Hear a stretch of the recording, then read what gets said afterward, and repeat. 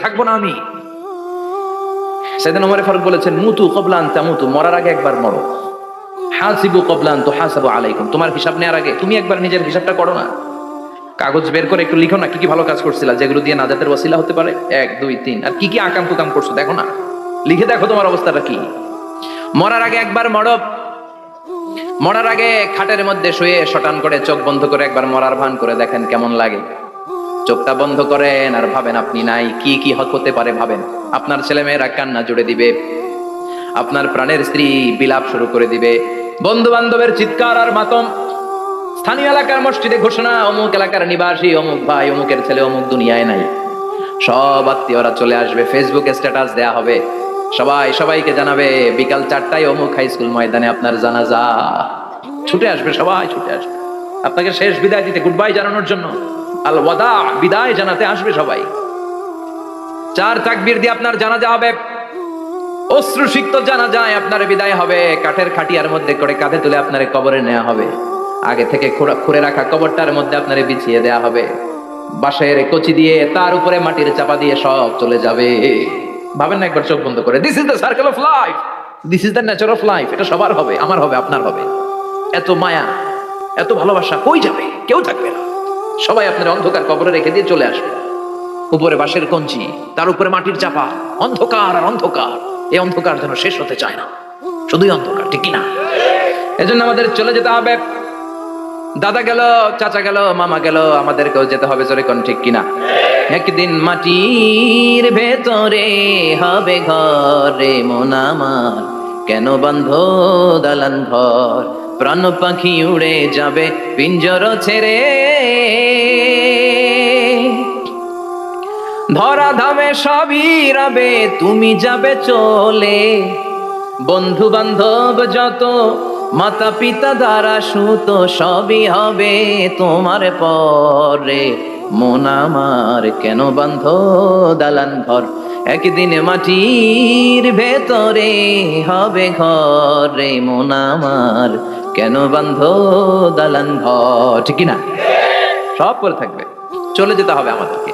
এজন্য আখিরাতের কথা যেন আমাদের স্মরণ হয়। বিষ্ণুই বলতেন, নাহাইতুকুমান জিয়ারাতিল কবুর, আমি তোমাদেরকে কবর জিয়ারত করতে আগে নিষেধ করতাম, কিন্তু এখন নিষেধাজ্ঞা প্রত্যাহার করে নিলাম। এখন সব সময় তোমরা কবরের সামনে যাবা আর জিয়ারত করবা। কবরস্থানে জানতো বড়ুয়া কৃষ্ণপুরের এই গ্রামের কবরস্থান আছে কোন দিকে? পূর্ব দিকে আছে, গোখরার জলের দিকে। যান আপনারা, একটু যাবেন, একটু গেলে আখিরাতের কথাটা স্মরণ হবে। ওখানে ছোট শিশুরা শুয়ে আছে, কিশোর যুবকরা আছে, আপনার মতো তাগড়া যুবক মুরব্বীরা আছে। এরা এই এলাকায় থাকতো, এরা আকাশ থেকে নেমে আসে না, এই এলাকার সন্তান আজ নাই। একটা সার্টেন পিরিয়ড শেষে আপনিও থাকবেন না। This is the nature of life, this is the circle of life. ছোট্ট শিশু হয়ে এসেছিলেন, শৈশব, কৈশোর, যৌবন, প্রৌঢ়ত্ব। আগে ছিলেন সিঙ্গেল, বিয়ে করে হয়ে গেলেন ডবল। এরপরে আল্লাহ আপনাকে একটা মেয়ে দিল, এরপরে মেয়েকে বিয়ে দিয়ে শ্বশুর হলেন, এরপরে ওই মেয়ের ঘরে সন্তান হতে নানা হলেন। আর কতদিন? অনেক দিন হলো তো, অনেক লম্বা সময় পেয়েছেন আপনি। Think about that. এবার যাওয়ার কথা ভাবেন, আখিরাতের সামানের কথা ভাবেন, ফিরে যেতে হবে। কি শক্তিশালী যুবক, বার্ধক্য চলে আসলে লাঠি ছাড়া চলতে পারে না। কুচকুচে কালো দাড়ি সাদা হয়ে যায়, দাড়ির শুভ্রতা, বয়সের ভার, রং ধরা যৌবন জং ধরে শেষ, ঠিক কি না? This is the circle of life. যুবক ভাইরা, এটাই জীবন, চলে যেতে হবে, কেউ থাকতে পারবে না, ঠিক কিনা? এটা রিমাইন্ডার আল্লাহ এই সূরার ভেতরে দিয়েছেন যে তোমাদেরকে ফিরে যেতে হবে। এই লোভ লালসা ছেড়ে দাও। রব্বুল আলামিন বলেন, আল্লাকুমুত তাকাসুর হাত্তা যুরতুমুল মাকাবির। ও গোলাম, দুনিয়ার সম্পদ, লোভ লালসা তোদেরকে পাগল বানিয়ে দিয়েছে। এই লোভ পাগলামি কোনোদিন তোদের থামবে না যতদিন না তোরা কবরে ঢুকবি, ঠিক কিনা? কার কথা? আল্লাহ বললেন, দুনিয়ার সম্পদ আর লোভ আর মোহে তোমরা গাফেল হয়ে গিয়েছো। আখিরাতের কথা বেমালুম তোমরা ভুলে গিয়েছো, কিন্তু আখিরাতে তোমাদের যেতেই হবে, কবরের বাড়িতে তোমাদের ঢুকতেই হবে, ঠিক কিনা? যেতেই হবে, আমরা ভুলে যাই। আলহাকুমুত তাকাসুর, অতিরিক্ত পাওয়ার লোভ, বেশি বেশি খাওয়ার লোভ, বেশি বেশি জমানোর লোভ মানুষকে গাফেল বানিয়ে দিয়েছে। এটা মানুষের স্বভাব, আরো চাই আরো চাই, এই স্বভাবটা আছে না নাই? দেখবেন ছোট বাচ্চারা মসজিদে দোয়া অনুষ্ঠান শেষে জিলাপি দেয় না? বড়ুয়া কৃষ্ণপুর কি দেয়? আগে বাতাসা দিত না, এখন কি দেয়? জিলাপি দেয়, মিষ্টি দেয়। তো মসজিদের 2-3 গেট থেকে যদি দেয়, ছোট বাচ্চারা দেখবেন এদিক দিয়ে কয়েকটা নেয়, নিয়ে আবার ওই গেটে লাইন ধরে। ওর হাত হলো ছোট হাত, ওর হাত ভর্তি জিলাপি, আর নেওয়ার জায়গা নেই, এরপর আরেক জায়গায় লাইন ধরছে, আরো লাগবে, আরো লাগবে, এই আরো আরো আরো চাই, এই স্বভাবটাই মানুষকে কুড়ে কুড়ে শেষ করে দিয়েছে। এত লাগবে কেন তোমার? চাহিদার কোনো শেষ নাই। Unlimited demand of human being. যার আছে বেশি তার চাই বেশি। যার সাইকেল আছে তার হুন্ডা চাই, হুন্ডা আছে তো প্রাইভেট কার চাই, প্রাইভেট কার আছে তো প্লেন চাই, প্লেন আছে তো হেলিকপ্টার চাই, হেলিকপ্টার আছে তো ওইটা চাই, ওইটা আছে তো সেটা চাই। ঠিক কিনা? এলাকার মেম্বার যে হয়েছে চেয়ারম্যান হতে চায়, আছে না নাই? চেয়ারম্যান সাহেব এমপি হতে চায়, আছে না নাই? এমপি সাহেব মন্ত্রী হতে চায়, আছে না নাই? মন্ত্রী সাহেব প্রধানমন্ত্রী হতে চায়, আছে না নাই? কিন্তু এই দেশে সুযোগ নাই। কথা কন, এই দেশে প্রধানমন্ত্রী সিলেক্টেড। 2-3 জনের বাইরে কেউ প্রধানমন্ত্রী হইতে পারবি না। ঠিক কিনা? আমার এই জীবনে তো আমি 2-3 জনই দেখলাম। বেগম খালেদা জিয়া, মাননীয় প্রধানমন্ত্রী শেখ হাসিনার ছোট্টবেলা দেখেছি এরশাদকে, আমরা তখন ছোট। তো মানুষের চাহিদার কোনো শেষ নাই, যার আছে বেশি তার চাই বেশি। এজন্য বিষ্ণু বলেছেন, উনজুরু ইলা মান হুয়া আসফালা মিন, তোমার চেয়ে যে খারাপ আছে ওর দিকে তাকাও। ওয়ালা তানজুর মান হুয়া আ'লা মিন, তোমার চেয়ে যে ভালো আছে ওর দিকে তাকাও না, তোমার চেয়ে যে খারাপ অবস্থানে আছে ওর দিকে তাকাও। অনেকে নিজের অবস্থান নিয়ে সুখী না, এরকম আছে না নাই? আল্লাহ আমার এটা দিল না রে, ওইটা দিল না রে, পাইলাম না রে, কিচ্ছু হয় না, কি করবো জীবনে, হতাশ। আসলে আছে কিন্তু অনেক কিছু, শুকরিয়া নাই, টাকা। ঠিক কিনা? নিজের অবস্থান নিয়ে সুখী না, কিন্তু অনেক লোক আছে তারা আপনার অবস্থানে পৌঁছতে চায়। তাদের দিকে তাকিয়ে দেখেন, আপনি যে অবস্থানে আছেন এই অবস্থানে পৌঁছাটা অনেকের কাছে স্বপ্ন। তারা প্রতিনিয়ত সংগ্রাম আর স্ট্রাগল করে যাচ্ছে আপনার অবস্থানে পৌঁছতে, আর আপনি এটা নিয়ে সন্তুষ্ট না। শেখ সাদির নাম শুনেছেন? বালাগাল উলা কাশাফাত দুজা, এই কবিতাটার রচয়িতা, ইরানের বিখ্যাত এক কবি।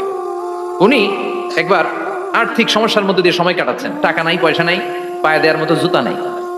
উনি খুব দুঃখ পেলেন, হায় রে, আমি ইরানের এত বড় কবি, আমার পায়ে দেওয়ার মতো জুতা নাই। দুঃখ ভরা মন নিয়ে রাস্তায় হাঁটতে বেরোলেন। হাঁটতে হাঁটতে হঠাৎ দেখলেন একটা লোক শুয়ে শুয়ে কাঁদছে, ওই লোকটার 2টা পাই নাই, পাই নাই। উনি সেজদায় পড়ে গেলেন, আল্লাহর কাছে ক্ষমা চাইলেন, আল্লাহ অনেক দিয়েছো, শুকর আলহামদুলিল্লাহ। এজন্য যেই পরিস্থিতিতেই থাকি না কেন আমরা কি পড়বো? জোরে বলেন, কি পড়বো? এজন্য আল কানাতু মিনাল ইসলাম, অল্পে তুষ্ট থাকার নাম হলো ইসলাম।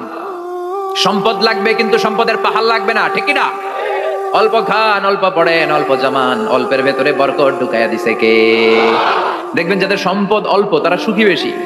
জরিপে এটা দেখা গিয়েছে, অনেক সার্ভেতে এটা এসেছে, যারা সম্পদশালী এরা দুঃখী বেশি, এদের দুঃখ বেশি, টেনশন বেশি। খুব স্বাভাবিক, টাকা যার বেশি রোগ তার বেশি, টাকা যার বেশি টেনশন তার বেশি, টাকা যার বেশি ঘরে শান্তি তার কম। আছে না নাই? ঘরের ভেতরে অশান্তি, ছেলে কথা শোনে না, ছেলে টানে গাঞ্জা, মেয়ে করে পরকিয়া। আছে না নাই? স্ত্রী কথা শুনে না, ভালোবাসা নাই, ঘরটা জাহান্নামের টুকরা। রোগ বালাই, এক একটা হসপিটাল বিল পরিশোধ করতে মাসে 5 লাখ 10 লাখ। আছে না নাই? কিছু খেতে পারে না, ডাক্তার একেবারে ডায়েট মেনু বেঁধে দিয়েছে, ডায়েট, ভেরি ডায়েট মেনু। এটা এটা এটা এটা কিছুই খাবেন না, শুধু গরু খাবেন না, খাসি খাবেন না, চিংড়ি খাবেন না, খালি ঘাস খাবেন। ইচ্ছে মতো ঘাস খাবেন, মানে ঘাস জাতীয় যত আইটেম আছে সব খাবেন। শাক খাবেন, সবজি খাবেন, সালাদ খাবেন। গরু, চিংড়ি, মুরগি, গোশত, ইলিশ কিছু খেতে পারে না। তাহলে রোগ বেশি, খাওয়ার মজা নাই, ঘরে সাংসারিক শান্তি নাই, খালি ব্যারাম আর ব্যারাম। ঠিক কিনা? কিন্তু সম্পদের পাহাড় গড়েছে। আর অল্প যারা খায়, অল্প পড়ে, রিক্সাওয়ালা, কুলিওয়ালা, অল্প বেতনের চাকরি, কিন্তু হক হালালি মেনে চলে, দেখবেন শান্তি আছে অনেক। হ্যাঁ, বাসা ভাড়া দেয়, ফ্যামিলি চালায়, বাচ্চাদের স্কুল বিল, এরপরও মাস শেষে 1-2 হাজার টাকা হাতে থেকে যায়। আর ওর প্রতি মাসে 10 কোটি টাকা ইনকাম, তারপরও ব্যাংকের ঋণ আছে না নাই? সুখ কারে বলে? কিভাবে আপনি সুখকে ডিফাইন করবেন? সুখ তো টাকায় কিনা যায় না, শান্তি টাকা দিয়ে হয় না, শান্তি দেওয়ার মালিককে। শান্তি আছে অল্প খেয়ে শুকর করার মধ্যে, শান্তি আছে আলহামদুলিল্লাহর মধ্যে। চিল্লায় বলেন ঠিক কিনা? এজন্য অল্প খাবো, অল্প পড়বো, অল্প জামাবো, অল্পের ভেতরে বরকত দিয়েছে কে? দেখেন, ধনী ভাইরা খেতে পারে না, কিন্তু রিক্সাওয়ালার কি সমস্যা হয়? রিক্সাওয়ালারা সব খেতে পারে, কুলিওয়ালা, দিনমজুর, এরা একেবারে স্লিম সুঠাম দেহি, মেদহীন পেট, পেটে কোনো মেদ নাই, ভুড়ি নাই। আর কোটিপতিদের মেদ আছে না নাই? এত বড় বড় পেট। ঠিক কিনা? আমাদেরও পেট আছে, তবে হালাল পেট, এটা হারাম টাকা দিয়ে এই ভুড়ি বানাই নাই আমরা। ছেলে বলেন ঠিক কিনা?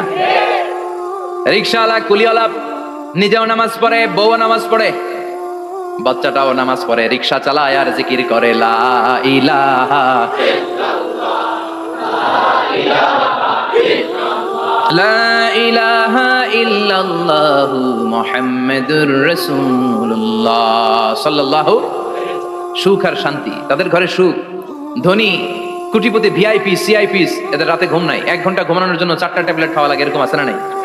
কিন্তু ঘুমের জন্য যে ট্যাবলেট খাওয়া লাগে রিক্সাওয়ালা এটা জানেই না, ওর যেখানে রাইত ওইখানেই ওর মাথা বিছনায় লাগতে দেরি, ওর ঘুম আসতে দেরি হয়, ওর ঘুমে নাকের ডাকের আওয়াজে ট্রাকের ইঞ্জিনও ফেল। সুবহানাল্লাহ পড়েন। এজন্য অনেক বেশি সম্পদের পাহাড় করা লাগবে, এই চিন্তা যেন আমাদের মাথায় না আসে। চিল্লায় বলেন ঠিক কিনা?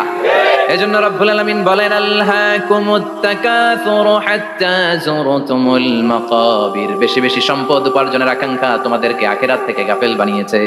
এই গাফলতি কশিনকালেও তোমাদের কমবে না যতক্ষণ না তোমরা কবরে ঢুকবা। হাত্তা যুরতুমুল মাকাবির, মাকবারাতুনের প্লুরাল মাকাবির, যতক্ষণ না কবরে না ঢুকবা, কবরস্থান তোমার আবাসস্থল না হবে, ততক্ষণ পর্যন্ত এই চাই চাই মানসিকতা কমবে।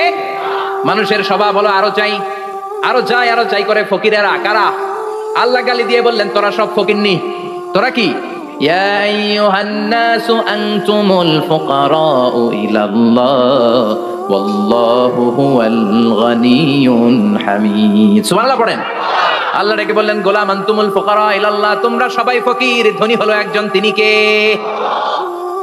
আল্লাহ শুধু ধনী, আর মানুষের স্বভাব হচ্ছে আরো চাই, আরো চাই। ওর 2 তলা বিল্ডিং, আমার 3 তলা লাগবে। ওর 2টা গাড়ি আছে, আমার 3টা লাগবে। আছে না নাই?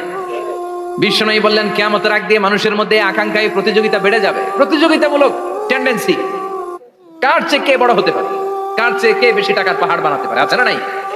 বিশ্বনবী বললেন ওয়া আনতারাল হুফাতাল উরাতাল আলাতা রিয়া আশাইয়াতা তাওয়ালুনা ফিল বুনিয়ান। কিয়ামতের আগে এমন কিছু লোক যাদের গায়ে দেওয়ার মতো জামা ছিল না, পায়ে দেওয়ার মতো জুতা ছিল না, পেটে দেওয়ার মতো খাবার ছিল না, সমাজের কেউ তাদেরকে চিনতো না। হঠাৎ করে এই লোকগুলো ধনী হয়ে যাবে। And they will start to construct, they will compete to construct high rises building in the cities. শহরে গ্রামে এরা বড় বড় বিল্ডিং বানানো শুরু করে, সরকার কাছাকাছি চলে আসছে। এই যে বিল্ডিং বানানোর প্রতিযোগিতা, কুমিল্লা শহরে আজ থেকে 20-25 বছর আগে 5 তলা 6 তলা একটা বিল্ডিং ছিল না, এখন 10 তলা 20 তলা। আছে না নাই? ঢাকায় আজ থেকে 20 বছর আগে 10 তলা বিল্ডিং খুঁজে পাইতেন আপনি? নাই। গোটা বিশ্বব্যাপী এখন টাওয়ার বানানোর প্রতিযোগিতা। বিশ্বনবী বললেন এদের কোনো টাকা ছিল না। পৃথিবীর সবচেয়ে বড় টাওয়ার এখন আরব দেশে, এদের কোনো টাকা ছিল না। আরব দেশের সৌদি আরব, কাতার, কুয়েত, বাহরাইন এখন স্বর্ণ আর তেলের খনি পেয়ে আল্লাহরে ভুলে যায়। এদের খাওয়ার মতো কিছু ছিল না। এদেরকে আমার দাদারে শুনতাম বলতো কাবলিওয়ালা বলতো। কি বলতো? এদেশে আসতো জায়নামাজ, তসবিহ ছড়া, খেজুর টেজুর বিক্রি করার জন্য। এরা জেলে পাড়ার লোক ছিল, আরব সাগরের তীরবর্তী এলাকার মানুষ। সাগরের মাছ মেরে এরা জীবন ধারণ করতো। আল্লাহ এদেরকে তেলের খনি দিলেন, গ্যাসের খনি দিলেন, এখন তারা বড় বড় টাওয়ার বানায়। আছে না নাই? বুর্জ আল খলিফা, কি উঁচা বিল্ডিং, 828 মিটার উঁচু। জেদ্দা আছে 1000 মিটার উঁচু কিংডম টাওয়ার। তাইওয়ানে আছে তাইপেডাং টাওয়ার 101 তলা। মালয়েশিয়া আছে পেট্রোনাস টুইন টাওয়ার 88 তলা। চায়নাতে আছে সাংহাই টাওয়ার, একটার পর একটা টাওয়ার। প্রতি বছর অ্যানাউন্স করতেছে যে ওদেরটা আছে আমাদেরটা বড় বানাও। কাতার কয় ওরা বানাইলে আমরা পারবো না কেন, আমরা বানাবো আরো বড়। আছে না নাই? শাগালাত কুমুত তাকাসুর, এই যে আরো লাগবে, আরো বড় হতে হবে, এই টেন্ডেন্সি মানুষকে আখিরাত থেকে একেবারে গাফেল বানিয়ে দিয়েছে। চিল্লায় বলেন ঠিক কিনা? টাকার পাহাড় বানাতে চায়, দরকার থাকলেও চায়, না দরকার থাকলেও চায়। বর্তমান পৃথিবীর সবচেয়ে ধনী লোকটার নাম জানেন? কি নাম? হ্যাঁ, বিল গেটস। ওর যে কত টাকা ও নিজেও জানে। ওর পকেট থেকে যদি $100 একটা বান্ডিল পড়ে যায়, এটা তুলতে ওর যত সময় লাগবে, ও না তুলে যদি হেঁটে যে আইডিয়া নিয়ে হাঁটতেছিল ওইটা নিয়ে হাঁটে, ওদিকে আরো বেশি ইনকাম হয়ে যাবে। এত টাকা তার, এটা তোলার সময় তো তার নাই। ওয়ারেন বাফেট নাম শুনছেন? হাজার হাজার কোটি ডলারের মালিক। প্রিন্স ওয়ালিদ বিন তালার, সৌদি ধনকুবের নাম শুনেছেন? ওর একটা বিমান আছে, প্রাইভেট জেট প্লেন। এই বিমানটার 70% মেড অফ গোল্ড। বিমানের 70% স্বর্ণ দিয়ে বানানো। গত কয়েক বছর আগে আমি ব্রুনাই গিয়েছিলাম। ব্রুনাইয়ের সুলতানের নাম হাসান আল বালখিয়া। উনি একটা প্যালেস আরবিতে বলে কাসার, মানে হচ্ছে রাজপ্রাসাদ। পৃথিবীর সবচাইতে বড় রাজপ্রাসাদ ব্রুনাইতে বান্দার সিটি বেগাওয়ানে অবস্থিত। আমি গিয়েছি ওখানে। প্রায় 1800 থেকে 2000 কক্ষ আছে ওই প্যালেসে, রাজপ্রাসাদে। ওই রাজপ্রাসাদের টয়লেটের কমোড গুলো মেড অফ গোল্ড, স্বর্ণ দিয়ে বানানো। নাউজুবিল্লাহ পড়বেন না? এই হাসান আল বালখিয়া নিজে বিমান চালায়। ওর সংগ্রহে 500টা রোলস রয়েস লাক্সারিয়াস কার আছে। 500 রোলস রয়েস। গুগল ইউটিউব যারা করেন সার্চ দিয়ে দেখবেন ওর কি পরিমাণে গাড়ি। রোলস রয়েস গাড়ি হচ্ছে one of the luxurious car in the world. Car ব্র্যান্ডের মধ্যে যত দামি কার ব্র্যান্ড আছে এর মধ্যে রোলস রয়েস একটা, যেগুলোর দাম কমসে কম এদেশের টাকায় 8 কোটি থেকে 10 কোটি টাকা। আচ্ছা বলেন, এই গাড়িগুলো যারা হাই প্রোফাইলের ভিআইপিস, তারা ফ্যামিলির সবাইকে যদি একটা করে গাড়ি দেয়, একজনের কয়টা গাড়ি দরকার? 5টা, 10টা, 20টা। বললাম যে 20টা গাড়ি লাগবে ওনার। 500 গাড়ি দিয়ে উনি কি করবে? তার সংগ্রহে 500টা রোলস রয়েস। স্বর্ণেরও গাড়ি আছে তার, স্বর্ণের পালঙ্ক আছে, আমি দেখে এসেছি। পোরশে, ফারারে, লাম্বরগিনি, এই টাইপের যে ব্র্যান্ড গুলো আছে, অভাব নাই। তার মানে আছে যার বেশি চায় তত বেশি। চিৎকার করে বলেন ঠিক কিনা? এজন্য আল্লাহ বললেন আল্লাকুমুত তাকাসুরু হাত্তা যুরতুমুল মাকাবির। দুনিয়ার লোভ তোমাদেরকে আখিরাত থেকে গাফেল বানিয়ে দিয়েছে। দুনিয়ার লোভ লালসার মধ্যে পড়ে আখিরাতকে বেমালুম তোমরা ভুলে গিয়েছো। এই গাফলতি কোনোদিন কমবে না যতদিন না তোমরা কবরে ঢুকো। ঠিক কি না? সম্পদ উপার্জনে ইসলাম বাধা দেয় না, কিন্তু সম্পদ হৃদয়ে স্থান দেওয়া যাবে না। সম্পদ উপার্জন করতে হবে, খরচ করে ফেলতে হবে। বেশি সম্পদশালী হতে হলে আল্লাহর সন্তুষ্টির জন্য যাকাত দিতে হবে। কে দিতে হবে? দে যাকাত, দে যাকাত, তোর দিল খুলবে পরে, আগে খোলো খাত। দে যাকাত, দে যাকাত, তোরা দে রে যাকাত। ঠিক কিনা? দিল পরে খুলবে, আগে হাত খোলেন। হাত খুললে দেখবেন দিলটারে খুলে দিয়েছে কে? সাইয়েদনা মুসা আলাইহিস সালামের জামানায় ওনার চাচাতো ভাই ছিল মিশরের সবচাইতে বড় ধনী, যাকাত দেয় নাই। তার কি করুণ পরিণতি হয়েছে কোরআনে আছে না নাই? এত সম্পদ ছিল, তার সম্পদগুলো সে সিন্ধুকে আটকে রাখতো। আর এই সিন্ধুকের চাবিগুলো আলগানোর জন্য, কাঁধে নেওয়ার জন্য 10 জন লোক লাগতো। সিন্ধুক কাঁধে নেওয়ার জন্য, সিন্ধুকের চাবির গোছা কাঁধে নেওয়ার জন্য কয়জন? তাহলে কি পরিমাণ সম্পদ ছিল? সাইয়েদনা মুসা বললেন, সম্পদের মালিক তুই হস নাই, আল্লাহ বানাইছে। কারণ বলে ইন্নামা উতীতুহু আলা ইলমিন ইনদি, আল্লাহ আমারে সম্পদ দেয় নাই, আমি আমার মেধা খাটিয়ে সম্পদ বানিয়েছি। যাকাত আমি দিব না। মুসা বললেন তাহলে আযাবে পড়বি, কারণ তুই পারলে আযাব আন, পারলে আযাব আন। আল্লাহ বললেন ফাখাসাফনা বিহি ওয়া বিদারহিল আরদ, ও মুসা নিরাপদ দূরত্বে চলে যাও, এখনই ভয়ঙ্কর ভূমিকম্প হবে, আযাব দেব। কারণ সহ কারণের সব সম্পদ আমি জমিনের ভেতরে ঢুকাইয়া দেব। আমি নিজে কারণের বাড়ি দেখে এসেছি। মিশরের রাজধানী কায়রো থেকে প্রায় 150 কিলো দূর একটা জেলা আছে, ফায়ুম জেলা। ওইখানে কারুনকে আল্লাহ তার সব সম্পত্তি সব মাটিতে দাবিয়ে দিয়েছেন। দাবাতে দাবাতে হাঁটু পর্যন্ত যখন কারুন জামিনে দেবে যায়, ভাবছে উঠে যাবে। কোমর পর্যন্ত যখন মাটির মধ্যে দেবে যায়, ভাবছে উঠতে পারবে। গলা পর্যন্ত যখন দেবে যায়, হাত তুলা কয় আমি ঈমান আনলাম। ও মুসা, সব সম্পদ তোর আর তোর আল্লাহর লইয়া যা, খালি আমারে বাঁচা, আমারে। সব গাদ্দারদের একই পরিণতি। ফেরাউনরেও যখন আল্লাহ লোহিত সাগরে পানি খাওয়াতে খাওয়াতে পেটটা এত বড়, হাত তুলা কয় আনা মিনাল মুসলিমিন, আমি মুসলমান, আমি ভালো মানুষ। আল্লাহর কোরআন সাক্ষী, সে বলেছে আনা মিনাল বনি ইসরাইল, যে আল্লাহরে মানে আমিও তারে মানি, আমিও আল্লাহর দলের একনিষ্ঠ কর্মী। আর পানি খাইতে পারি না, আল্লাহ বাঁচাও, আল্লাহ কয় আরো খা। শেষ, ফেরাউন শেষ, নমরুদ শেষ, কারণ শেষ। পুরো সম্পদ সহ আল্লাহ কারণকে জামিনের ভেতরে দাবিয়ে দিলেন। এজন্য সম্পদ যাদের বেশি যাকাত দেওয়ার দরকার আছে না নেই? দারিদ্রতা বিমোচনের জন্য যাকাত দিবেন। যাকাতের শাড়ি লুঙ্গি এইভাবে না, অনেকে কিন্তু দেয় যাকাতের শাড়ি, যাকাতের লুঙ্গি, যাকাতের গামছা, এরকম ডাকাইত আছে না নাই? বাংলাদেশে এমনও হয়েছে যাকাতের শাড়ি দিবে বলে সে পত্রিকায় নিউজ করেছে, আর ওই শাড়ি আনার জন্য শাড়ি দিবে 5,000, মানুষ এসেছে 5 লক্ষ। পদপৃষ্ঠ হয়ে 11 জন নারী এক জায়গায় মারা গিয়েছে। কিয়ামতের দিন আল্লাহ বিচারের কাঠগড়ায় এই বিজনেস ম্যাগনেটকে দাঁড়িয়ে সেদিন জিজ্ঞাসা করবে যে কেন তুই এদেরকে কষ্ট দিয়েছিলি? চিল্লা এখন ঠিক না? এদের মৃত্যুর দায়ভার এই শিল্পপতি এড়াতে পারবে না। যাকাতের শাড়ি, যাকাতের লুঙ্গি বিতরণের জন্য আল্লাহ তোমারে ধনী বানায় নাই। ধনীদের দায়িত্ব হলো গরিবের হাতে সম্পদ পৌঁছে দেয়া। ওয়া ফি আমওয়ালিহিম হাক্কুন লিসাইলি ওয়াল মাহরুম। গরিব আমার কাছ থেকে সম্পদ আর যাকাত নিয়ে সে আমার প্রতি করুণা করেছে। আমি যাকাত দেই বলে আমি কোনো দয়া দেখাই নাই। কথা বুঝতে পেরেছেন? আইডিয়াটা ক্লিয়ার করে নেন। যাকাত দেয়া আমার জন্য কি? কথা বলেন, ফরজ। আর যে যাকাত নেয় তার জন্য যাকাত খাওয়া কি ফরজ? আমি গরিব মানুষ, আমি যাকাত খাবো না, না খেয়ে থাকুন, রোজা রাখুন। কথা কন, আমার যে যাকাত নেওয়া লাগবে এমন কোনো কথা নেই, কিন্তু আমি যে ধনী আমার দিতেই হবে, এটা ফরজ। তার মানে আমি দিয়ে আমি দয়া করি নাই, ও নিয়ে আমারে বাঁচাইয়া দয়া করে গেছে। চিৎকার করে বলো ঠিক কিনা? ইসলাম বলে রাস্তার এক পাশে 5 তলা আর এক পাশে গাছতলা, এটার নাম ইসলাম না। ওফিয়ামু আলিহিম হাক্কুন লিসাইলি ওয়াল মাহরুম। খেটে খাওয়া মানুষ, সুবিধা বঞ্চিত মানুষদের দ্বারে যে তুমি যাকাতের টাকা পৌঁছে দাও। যাকাতকে ফরজ করা হয়েছে দারিদ্রতা বিমোচনের জন্য। আপনি শাড়ি লুঙ্গি দিলে কি হবে? ওরে শাড়ি দিচ্ছেন দুপুরে, রাত্রেবেলা ও আরেক জায়গায় লাইন ধরে আছে, বিরিয়ানির প্যাকেট দিতেছে ওইখানে। কথা কম, সারাটা বছর ও যাকাতের টাকা নেবে, ওর কিচ্ছু হবে না। বরং এমন কিছু তাকে করে দিতে হবে যেটা দিয়ে সে ফ্যামিলি লিড করতে পারে। একটা সিএনজি কিনে দেন, ওই ফ্যামিলিতে কোনো যুবক থাকলে সিএনজি চালায়া, অটো চালায় ফ্যামিলিটারে চালায়। একটা টঙের দোকান করে দেন, চায়ের দোকান, চা বিক্রি করে ফ্যামিলিটারে চালাবে। অস্ট্রেলিয়ান একটা গাই কিনে দেন, গরুর দুধ বিক্রি করে তার ফ্যামিলি চলবে। কিংবা মাছের একটা খামার করে দেন, মুরগির খামার করে দেন, ঠিক কিনা? ওমরে ফারুক বলতেন এমন ভাবে যাকাত দাও যাতে করে যাকে যাকাত দিয়েছে জীবনে কোনোদিন সেজন্য আর কারো কাছে যে হাত পেতে যাকাতের জন্য দাঁড়িয়ে না থাকে। এই বিধানটা কার? এজন্য আল্লাহ বললেন আল্লাকুমুত তাকাসুরু হাত্তা যুরতুমুল মাকাবির। দুনিয়ার লোভ লালসা তোমাদের কমবে না যতদিন না তোমরা কবরে ঢুকো। কার কথা? চিল্লায় বলেন কার? এজন্য দুনিয়ার প্রতি যে আমাদের লোভ, এটা কি বাড়াইতে হবে না কমাইতে হবে? এই দুনিয়ার জীবন এটা ক্ষণিকের। অমাল হায়াতুদ দুনিয়া ইল্লা মাতাউল গুরুর, এটা ভোগের সামগ্রী, আজ আছে কাল না, এটা হাতের ময়লা। দুনিয়ার এই জীবনের দৃষ্টান্ত হচ্ছে 4টা স্বর্ণের টুকরা আর 3টা লাশের মতো। স্বর্ণের টুকরা 4টা, চিৎকার করে বলেন তো কয়টা? লাশ 3টা, জোরে বলেন কয়টা? অনেক অনেক আগের যুগের 3জন যুবক জীবিকার তাগিদে তারা বের হয়েছে কর্মসংস্থান করে খাবে। প্রতিমধ্যে তারা গুপ্তধন পেয়েছে, স্বর্ণের বার পেয়েছে, তো বড় বড় 4টা পেয়ে তারা মহা খুশি, আমাদের আর কাজ করা লাগবে না, এগুলো বেচে আজীবন খাবো, সুখে থাকবো। তো 3জন মিলে বললো 4টা স্বর্ণের টুকরা 3জনের মধ্যে ভাগ করে দেওয়ার আগে একজন এক কাজ কর, বাজার থেকে কিছু রুটি নিয়ে আয়, খুব ক্ষুধা লেগেছে, খেয়ে নেই। একজনরে রুটি আনতে পাঠিয়ে 2জন মিলে ভাবে ওইটা যদি মেরে ফেলতে পারি তাহলে তো তোর আর আমার মধ্যে কোনো ঝামেলা নাই। স্বর্ণের টুকরা কয়টা? তুই নিবি 2টা, আমি নেব 2টা। আর যেটারে রুটি আনতে পাঠাইছে ওইটা মনে মনে ভাবতেছে রুটির মধ্যে বিষ মিশাই নিয়ে যাবো। কি মিশাবো? বিষ খাইয়া ওইটা শেষ, সবগুলো আমার। তো বিষ মিশাই নিয়ে আসছে, আর আগের পরিকল্পনা অনুযায়ী এই 2জন মিলে তাকে নৃশংসভাবে হত্যা করেছে। হত্যার পরে কয় প্রচন্ড ক্ষুধা লাগছিল, আগে খায়ালই।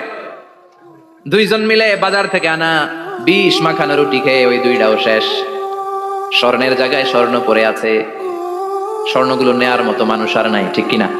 এজন্য মানুষের এই চাহিদা কমবে না। বিষ্ণু বলেন লাউ আন্না লিকুল্লি ইবনে আদম ওয়াদিয়ান মিন যাহাব আহাব্বা আই ইয়াকুনা ইলাইহি ওয়াদিয়ান।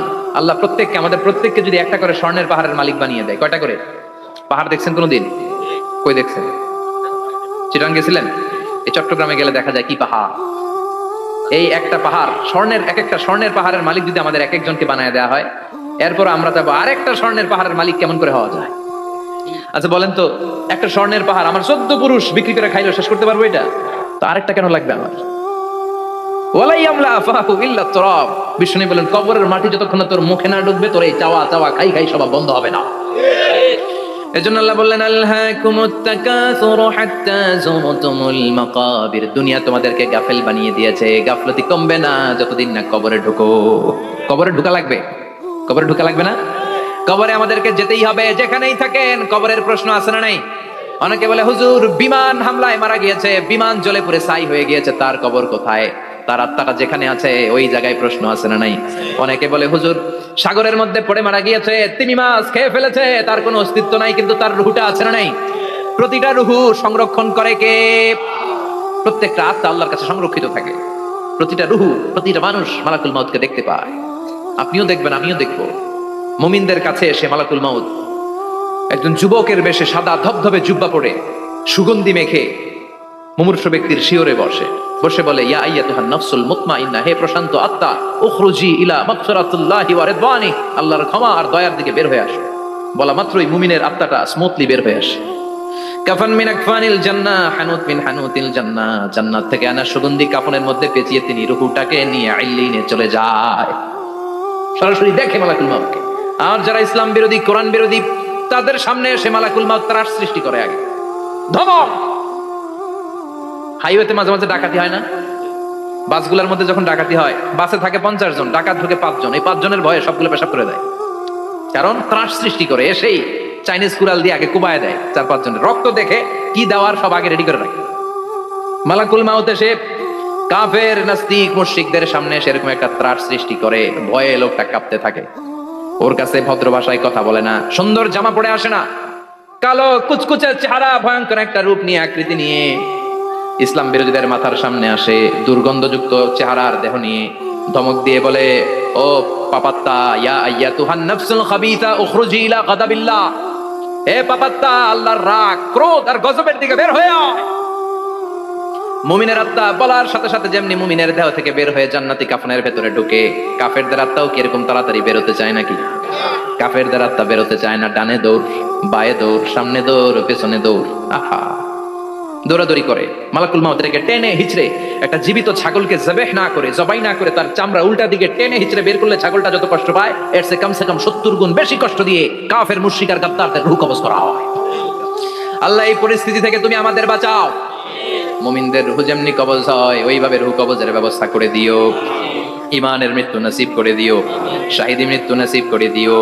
আমাকে শহীদ করে সেই মিছিলে শামিল করে নিও, যে মিছিলের নেতা মীর হামজা হুবাইবে খাব্বাব আল্লাহর কাছে ছিল অতি প্রিয়, শামিল করে নিও আমাকে শহীদ করে সেই মিছিলে শামিল করে নিও। পড়েন আমিন। আর জোরে পড়েন আমিন। তার মানে বিমান দুর্ঘটনায় হোক, কিংবা লঞ্চ ডুবিতে হোক, কিংবা আগুনে পড়ে হোক, কিংবা আত্মঘাতী হামলায় হোক, যে যেখানেই মারা যায়, কবরের তিনটা প্রশ্ন তার জন্য আছে না নাই? ইসলাম বিরোধীদের জন্য প্রশ্ন তিনটা, আপনারা যারা মুমিন তাদের জন্য চারটা, আপনাদের জন্য একটা বেশি। আলহামদুলিল্লাহ। কোন কবরে এসে প্রথম প্রশ্ন করবে মুনকার নাকির যখন চলে আসবে, 40 কদম যখন আত্মীয় স্বজনরা লাশটাকে কবরের মধ্যে দিয়ে 40 কদম চলে যায়, তখনই ফেরেশতা চলে আসে। আহা, শেষ, সব শেষ। এসেই পরীক্ষা শুরু। মার রব্বুক, তোর রবের নাম কি? চিল্লায় বলেন আমাদের রবের নাম কি? আমরা বলবো রব্বি আল্লাহ, আল্লাহ আমারে রব। দমে দমে তনু মনে তারি অনুভব। পড়েন আল্লাহ আমারে রব।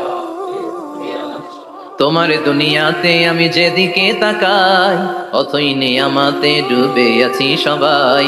পাখপাখালির গানে শুনি তাসবিহ কল রব, তাসবিহ কল রব, আল্লাহ আমারে রব। প্রথম প্রশ্ন, তোমার রব কে? আমরা বলবো আমাদের রব আল্লাহ। দ্বিতীয় প্রশ্ন, ওমা দীনু, তোমার ধর্মের নাম কি? আমরা কি বলবো?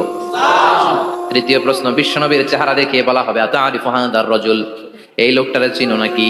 আমরা বলবো চিনি, আমাদের প্রাণের নবী, ঠিক কি না? চাঁদের চেয়ে সুন্দর তুমি নবী আমার কামলিওয়ালা, দু জাহানের বাদশা তুমি প্যারা নবী সাল্লে আলা, চাঁদের চেয়ে সুন্দর তুমি নবী আমার কামলিওয়ালা, ঠিক কি না? তিনটা প্রশ্নের যথাযথ উত্তর যখন দিয়ে দিলেন, আপনার জন্য অতিরিক্ত আরেকটা প্রশ্ন করা হবে, ওয়ামা ইলমুক, তোমার নলেজ কি? তিনটা প্রশ্নের উত্তর যে তুমি করতে পারলা, কিভাবে পারলা, কেমনে জানলা? নকল করে বলছো নাকি জেনে বুঝে আসছো? নকল হয় না? এখন তো পরীক্ষা চলতেছে বোধহয়। কি পরীক্ষা? এসএসসি পরীক্ষা। নকল হয়? কৃষ্ণপুরে নকল নাই না? এখন মনে হয় এগুলো একটু কমছে। একটা সময় ছিল অনেক নকল হইতো। পাঞ্জাবের ভিতরে নকল, পকেটে নকল, টুপির ভিতরে নকল, মৌজার ভিতরেও নকল। এমনকি মেয়েরাও নকল করে পরীক্ষার হলে আসে না নাই? স্কেলের মধ্যে লিখে নিয়ে যায়, হাতের মধ্যে লিখে নিয়ে যায়, ওড়নায় লিখে নিয়ে যায়, কাপড়ে লিখে নিয়ে যায়, আসে না নাই? ফেরেশতারা বলবে নকল করছো নাকি? কেমনে জানলা? তিনটা প্রশ্নের উত্তর তুমি কেমনে বললা? আল্লাহ তোমার রব, ইসলাম তোমার ধর্ম, এই লোকটা বিশ্বনবী, কেমনে চিনলা? আপনাকে তখন বলতে হবে আমি কোরআন থেকে শিখেছি, আমি হাদিস থেকে শিখেছি, আমি ইসলাম জেনে বুঝে মেনেছি, আমি আন্দাজে কোথাও ঘুরি নাই। চিল্লা এখন ঠিক কিরা? আপনাকে বলতে হবে। এজন্য শিখতে হবে, প্রতিনিয়ত ইসলাম সম্পর্কে জানতে হবে, আখের গোছাতে হবে, জীবনটাকে আলোকিত করতে হবে। চিল্লায় বলেন ঠিক কিরা? চারটা প্রশ্নই যখন হয়ে গেল, ফেরেশতারা বলবে আহলান ওয়া সাহলান ওয়া মারহাবান বিক, খোশামদেদ, কংগ্রেচুলেশন, খোশামদেদ, কংগ্রেচুলেশন। সব প্রশ্নের উত্তর তুমি পেরেছো। ফায়ুফসাহু লাহু কবরুহু 70 যিরান, আপনার কবরটারে 70 হাত লম্বা করে দেয়া হবে। ওয়া ইফতাহু লাহু বাবুন ইলাল জান্নাহ, আপনার কবর থেকে জান্নাতের দিকে দরজা খুলে দেয়া হবে। ওয়া ইউলবাসু মিন লিবাসি আহলিল জান্নাহ, জান্নাতের দুইটা রেশমি কাপড়ের পোশাক এনে আপনারে পরিয়ে দেয়া হবে। আর বলা হবে নাম কানাউমিল আরুস, ঘুমাও, sleep, you should get some sleep now. তোমাকে লম্বা সময় পাড়ি দিতে হবে, ঘুমাও। কানাউমিল আরুস, যেমনি বর বাসর রাতে আরামসে ঘুম দেয়, বাসর রাতে যেমনি বর কনেকে নিয়ে মধুর ঘুম দেয়, তুমিও ঘুমাও, কেউ তোমার ঘুম ভাঙবে না। মালাক ইসরাফিলের কিয়ামতের জন্য ইসরাফিলের সিংহায় যে ফুৎকার আছে, ওই ফুৎকার ছাড়া কোনো কিছুই তোমার ঘুম ভাঙাতে পারবে না। আলহামদুলিল্লাহ পড়েন। আল্লাহ আমরাও যেন চারটা প্রশ্নের উত্তর দিয়ে লম্বা একটা ঘুম দিতে পারি, পড়েন আমিন। ওয়াম্মাল কাফির ওয়া আহলুশ শিমাল, আর ইসলাম বিরোধী যারা, তাদের সামনে আসবে মালাকান আসওয়াদান আজরাকান, কৃষ্ণ বর্ণের দেহ, নীলাভ বর্ণের দুটো চোখ, গায়ের রং কালো, চোখের রং নীল। দেখতে কেমন লাগে? আলিফ লাইলার ভূতের মতো। কথা কম। গায়ের রং কালো, চোখের রং নীল। ফেরেশতা দুইটা আসবে, এসে ত্রাস সৃষ্টি করবে, এসে বলবে বল তোর রবের নাম কি? মার রব্বুক। ইসলাম বিরোধী মুশরিক, কাফের, নাস্তিক এরা বলবে আমি জানি না আমার রবকে, আমি জানি না, আমি তো আজীবন শুধু চেয়ার করেছি, মদ খেয়েছি, আমি ধর্ষণে সেঞ্চুরি করেছি দুনিয়ার বুকে, আমি টেন্ডারবাজি করেছি, চাঁদাবাজি করেছি, আমি মাস্তানি করেছি, আমার দাপটে এলাকার ইসলাম প্রিয়রা বাসায় ঘুমাতে পারে না। আমি ছিলাম টেন্ডারবাজ, আমি ছিলাম গডফাদার, সন্ত্রাসীদের লিডার, আমি ছিলাম ডন 1 2 3 সব, আমি ছিলাম ডনের ডন। আমি ছিলাম মাস্তান, রংবাজ, রব টপ কি আমি তো জানি না। লাদ্রি আমার জিজ্ঞেস করো না। আবার প্রশ্ন করা হবে, মামা দিন, তোর ধর্মের নাম কি? বলবে লা আদরি, আমার কোনো ধর্ম নাই, আমার কোনো ধর্ম নাই, আমি শুধু মৌজ মাস্তিতে ছিলাম, আমি আনন্দ ফুর্তি করেছি, ইসলাম নিয়ে আমার মাথা ব্যথা ছিল না। আজীবন ইসলামরে আমি বাস দিয়েছি, চিল্লায় বলেন ঠিক কিনা? ইসলাম বিরোধীদের সাথে ছিল আমার চলাফেরা, আমার সব সাঙ্গপাঙ্গ ছিল গুন্ডা বদমাশ ইসলাম বিরোধী। রব কি, ইসলাম কি, এগুলো আমি জানি না। আমার এগুলো জিজ্ঞেস করো কেন? ধর্ম কি আমি জানি না, আমি কিচ্ছু মনে করতে পারছি না। 3 নম্বর প্রশ্ন করা হবে, আচ্ছা আরিফ হাযার রাজুল, দেখো তো এই লোকটারে চিনো কিনা? কয় না, চিনি না, তবে মনে হয় এই লোকটারে দুনিয়ার বুকে আমি গালি দিতাম, এই লোকটার বিরোধিতা করতাম, ব্লগের মধ্যে এই লোকটার ব্যাপারে কুৎসা রটনা করতাম, এই লোকটার কার্টুন বানিয়ে আমি হিংসা ছড়িয়ে দিতাম, এই লোকটার ব্যাপারে আমি এলাকার মধ্যে অপপ্রচার চালাতাম। ফেরেশতারা বলবে তাই? এই ছিল তোর ডিউটি? দাঁড়া, এখনই আমাদের খেলা শুরু, এখনই শুরু। ফায়ুতরাকু বিমাতারিকা মিন হাদিদ, লোহার একটা হাতুড়ি দিয়ে মাথা থেকে পা পর্যন্ত পিটানো হবে, পিটিয়ে ওর গোশত হাড্ডিগুলোকে থেতলে ফেলা হবে। ওয়ায়ুকালু লিল আরদি ইলতাইমি, কবরের দুই পাশের মাটিরে বলা হবে এবার দুই দিক থেকে তোরা চাপ দে, চাপ দেয়া হবে, ধাক্কাধাক্কি করেও সে সুবিধা করতে পারবে না। মাটি আস্তে আস্তে আস্তে আস্তে দেহের দুই দিকে লেগে এমন জোরে দুইটা চাপ দিবে, ফাতাখতালিফা আদলাউহু, তার ডান পাশের পাজরের হাড্ডি বাম দিকে ঢুকে যাবে, বাম দিকের হাড্ডি ডানে চলে যাবে। বিশ্বনবী বললেন এই হাতুড়ি দিয়ে পিটানোর সাথে